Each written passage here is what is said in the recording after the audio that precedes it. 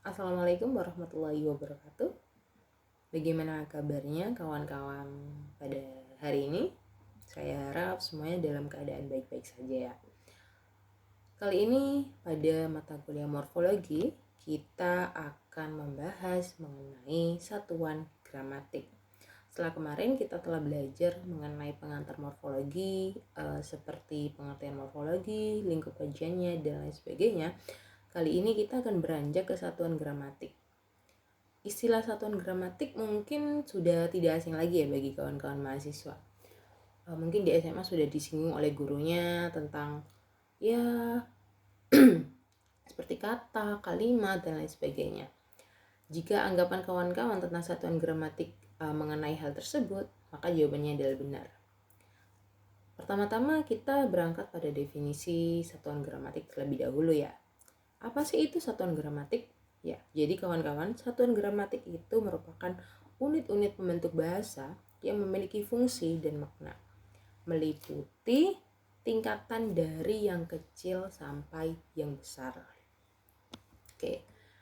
Nah, di sini kita bisa melihat ya, hierarki bentuk gramatik dalam sistem atau satuan gramatik itu terdiri dari apa saja. Dari yang terbawah, kita mulai pada morfem. Kemudian naik kata, frasa, klausa, kalimat, dan yang terbesar adalah wacana. Nah, di sini bisa kita lihat yang terkecil adalah morfem. Mungkin kawan-kawan bertanya-tanya ya, padahal dulu kan di fonologi kita sudah belajar bahwasanya unit terkecil bahasa adalah fonem.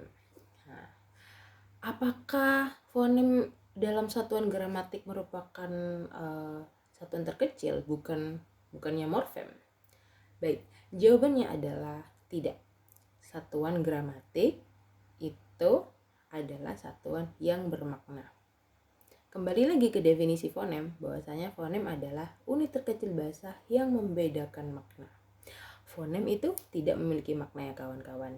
Jadi, dalam hal ini, fonem bukan merupakan bentuk gramatik dalam sistem satuan gramatik. Oke. Saya rasa kawan-kawan sudah menangkap hal ini ya. Nah, dari banyaknya tadi di satuan gramatik, mulai dari morfem sampai wacana, ternyata tidak semuanya dipelajari dalam morfologi ya kawan-kawan. Apa sih satuan gramatik yang dikaji dalam morfologi ini? Jawabannya adalah morfem dan kata, tentu saja ya. Dan pada pertemuan kali ini kita akan mempelajari tentang morfem dan kata. Namun, ada beberapa istilah lain yang perlu kita pelajari juga, karena ini berhubungan erat dengan sistem di morfologi dan juga berhubungan erat dengan morfem. Apa saja? Oke, kita berangkat ke morfem dulu. Di sini saya menampilkan visual dua puzzle. Ya, dua puzzle ini saling terhubung. Puzzle pertama yakni ter, kemudian yang kedua jauh. Lalu keduanya bergabung menjadi terjauh, kata terjauh. Ya, jadi kata ini istilahkan saja menjadi sebuah puzzle, menjadi sebuah kesatuan yang terdiri dari beberapa puzzle ya kawan-kawan. Ketika kata tersebut kita uraikan, maka dapat kita lihat bahwasanya kata ini terdiri dari beberapa morfem penyusun. Ya, nah di sini kata terjauh itu yang pertama ada ter, morfem ter. Dia merupakan prefix atau awalan. Kemudian ada jauh. Jauh ini tentu saja dalam morfem. Dan kita berangkat ke definisi morfem. Morfem itu adalah satuan gramatikal terkecil yang mempunyai makna. Morfem ini tidak dapat dibagi lagi menjadi satuan yang lebih kecil.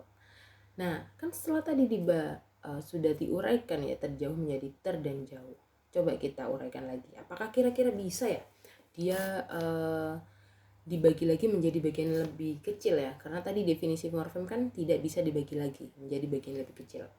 Misalnya kata jauh, morfem jauh, mohon maaf. Oke, mungkin ada yang mengatakan bahwa jauh itu terdiri dari ja dan apakah ini benar? Baik, ternyata hal ini tidak tepat ya teman-teman. Ja dan itu merupakan silabel atau suku kata. Hal ini sangat berbeda dengan morfem ya kawan-kawan. Bukan berarti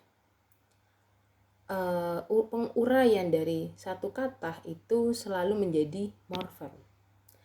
Coba kita lihat, jika jauh itu terdiri dari ja dan apakah jah itu memiliki makna? Apakah memiliki makna? Tidak, keduanya tidak memiliki makna dan tidak berterima, sehingga jauh ini sudah menjadi morfem karena tidak bisa dibagi lagi. Contoh yang lainnya ada bunga, ditulis, kemudian ada konfiks ke an dan lain-lain. Selanjutnya ada istilah lain, yakni bernama morf. Di sini saya juga memvisualisasikan menjadi dengan puzzle. Ada satu kesatuan puzzle terdiri dari dua, ya di sini ada me dan lempar. Oke, pada kali ini saya ingin kawan-kawan anggap saja bahwasanya melempar ini bukan kata dalam bahasa Indonesia. Atau anggap saja kawan-kawan tidak mengenal bukan penutur bahasa Indonesia. Kita sering di sini kita anggap kita sering mendengar kata melempar ini. Nah, kita asumsikan saja ya, belum sampai analisis, bahwa melempar ini tersusun dari dua bagian, yaitu me dan lempar.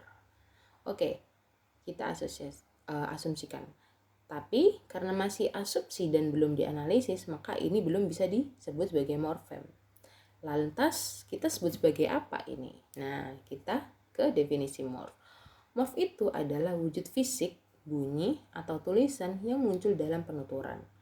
Nah, istilah morf ini digunakan saat menemukan sebuah bentuk kata tetapi belum menentukan bentuk tersebut masuk ke morfem mana karena belum dianalisis.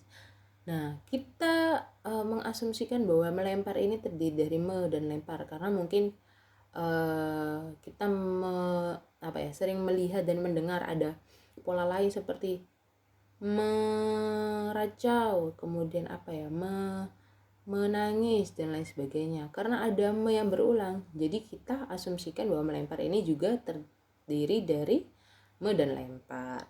Nah, karena belum bisa distatuskan sebagai morfem, maka kita juga tidak bisa mengatakan bahwasanya ini morfem. Nah, cara menulisnya atau menguraikannya adalah seperti ini. Dengan tanda atau lambang kurung siku. Oh ya, tadi kelupaan. Nah, yang morfem itu tadi dilambangkan dengan kurung kurawal. Kalau morf dengan kurung siku. Oke. Selanjutnya ada alomorf. Nah, sebagai contoh, sini lagi-lagi saya memvisualisasikannya dengan puzzle. Memberi. Ya, kita tahu bahwasanya memberi itu terdiri dari morfem mem dan beri. Beri tentu saja merupakan morfem sekaligus kata. Tetapi, apakah mem ini termasuk morfem? Apakah iya atau tidak? Oke, untuk menjawabnya kita berlari ke definisi alomorf ya. Alomorf itu merupakan anggota morfem atau varian fonemis yang dimiliki sebuah morfem. Jawabannya ternyata mem ini bukan merupakan morfem, melainkan alomorf. Nah, tapi alomorf atau varian dari morfem apa mem ini? Mem ini merupakan varian dari morfem menasal. Nah, menasal ini memiliki alomorf diantaranya meng, mem, men, meng, dan me. Kenapa hal ini terjadi? Ya, alomorf itu terbentuk ketika morfem tertentu, terutama afiks ya. Di sini ada sebagai contoh, di sini adalah menasal, bertemu dengan konsonan tertentu pada morfem yang dibubuhi. Nah, misalnya di sini menasal bertemu dengan beri, yaitu konsonan b. Maka yang awalnya menasal dia berubah bentuknya menjadi varian mem. Ya, begitu ya kawan-kawan. Jadi, ketika kawan-kawan disuruh untuk menguraikan terdiri dari morfem apakah? Memberi. Jawabannya adalah menasal dan beri. Oke, selanjutnya adalah kata. Ya, kata itu didefinisikan sebagai satuan bebas yang paling kecil. Ingat, bebas. Bebas di sini artinya kata itu bisa berdiri sendiri tanpa tergantung pada unsur lingua lain. Maksudnya, kata itu meskipun berdiri sendiri, dia dapat didefinisikan atau memiliki makna leksikal. Nah, kata ini tentunya terbentuk dari morfem penyusun. Tetapi ada yang terdiri dari hanya satu morfem saja dan ada yang terdiri dari dua atau lebih. Nah, kata yang terdiri dari satu morfem disebut monomorfemis. Kata monomorfemis. Ingat, mono artinya satu. Kemudian untuk yang terdiri dari lebih dari satu morfem disebut polimorfemis.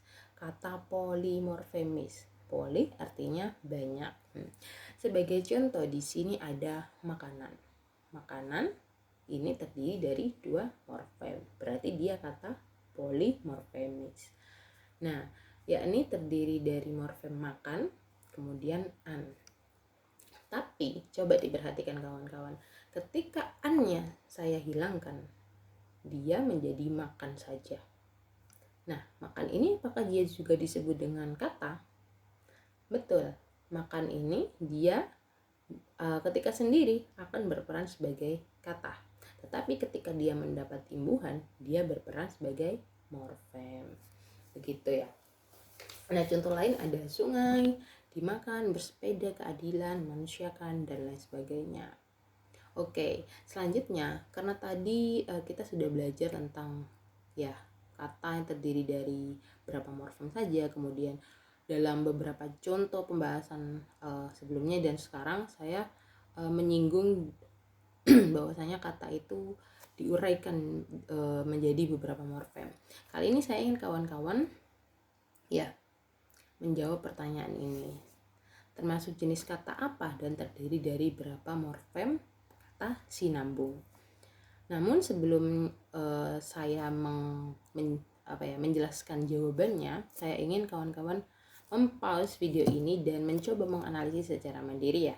Oke, lanjut. Jawabannya adalah polimorfemis karena terdiri dari dua morfem. Ya, yaitu adalah sambung dan infix atau sisipan in. Begitu. Selanjutnya ada berperi kemanusiaan.